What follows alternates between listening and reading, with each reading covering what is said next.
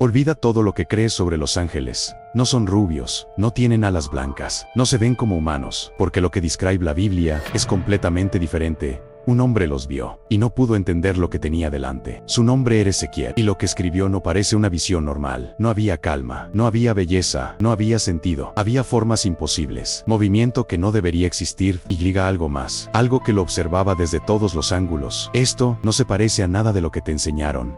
Cuando lo escuches completo, vas a entender por qué casi nadie habla de esto. Entonces la pregunta es una sola. ¿Eso era realmente un ángel? Después de hacerse esa pregunta, todo regresa al momento exacto en que comenzó. No fue en un lugar sagrado, no fue en un templo, fue en el exilio, lejos de todo. Ahí estaba Ezequiel, sin respuestas, sin entender lo que estaba pasando. Entonces el cielo cambió, no lentamente, sino de golpe. Un viento violento apareció. Una nube inmensa descendía, y dentro de ella, fuego en movimiento. No había silencio, no había paz, había algo acercándose. Y cuanto más se aproximaba, más difícil era entender lo que estaba viendo. No era una forma clara, no era algo familiar, era como si la realidad misma se estuviera rompiendo frente a sus ojos. Y en ese momento, todo lo que creía sobre los ángeles dejó de tener sentido. Y entonces, las formas empezaron a definirse. No era una sola entidad, eran varias, criaturas vivientes, pero no como nada que exista en este mundo. Cada una tenía múltiples rostros, no miraban en una sola dirección, veían todo al mismo tiempo, se movían, pero no giraban, avanzaban sin cambiar de posición,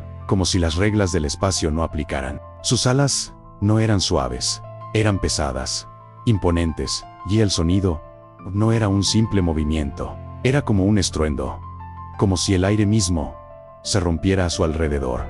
Cuanto más las observaba, menos sentido tenía todo. No era belleza, no era paz, era algo completamente fuera de lugar. Y aún así, eso no era lo más perturbador que estaba por ver. Y entonces, aparecieron las ruedas. No estaban separadas de las criaturas, se movían junto a ellas, como si estuvieran conectadas. Pero no eran ruedas normales, eran ruedas dentro de ruedas y giraban. Sin realmente girar, se desplazaban en todas las direcciones, sin cambiar de forma. Y cuanto más las miraba, más perturbador se volvía, porque no estaban vacías, estaban llenas de ojos, ojos por toda su superficie, ojos que no parpadeaban, ojos que lo veían todo, al mismo tiempo.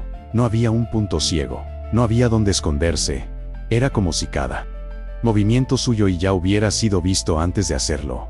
Y en ese instante, la sensación cambió, ya no era solo confusión, era miedo. Y cuando el miedo ya era imposible de ignorar, algo más apareció.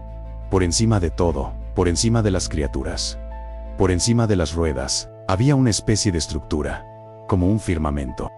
Transparente, pero imponente, separaba lo que estaba abajo de algo aún más grande. Y entonces vino el sonido. No era como el de antes, no era solo movimiento, era una voz. Una presencia que no necesitaba forma para imponerse. En ese instante, todo se detuvo, las criaturas, las ruedas, el movimiento, como si todo respondiera a algo superior. Y Ezequiel entendió algo. Aquello no era caos, era orden, pero un orden que no podía comprender. Y justo cuando parecía que no podía volverse más extraño, lo que estaba por encima comenzó a revelarse. Y entonces, lo que estaba por encima finalmente se mostró, no con una forma clara, no con un rostro definido, era una presencia. Sobre el firmamento, había algo como un trono, y sobre ese trono, una figura, no completamente humana, no completamente comprensible, rodeada de fuego, de luz, de algo imposible de describir con palabras normales. Y en ese momento, Ezequiel cayó rostro en tierra, porque ya no era solo extraño, ya no era solo incomprensible, era demasiado.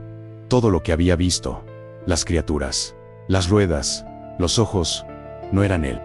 Centro eran solo el inicio. Y si eso era lo que rodeaba la presencia, entonces la pregunta no es qué eran esas cosas. La verdadera pregunta es, ¿qué era lo que estaba por encima de todo eso?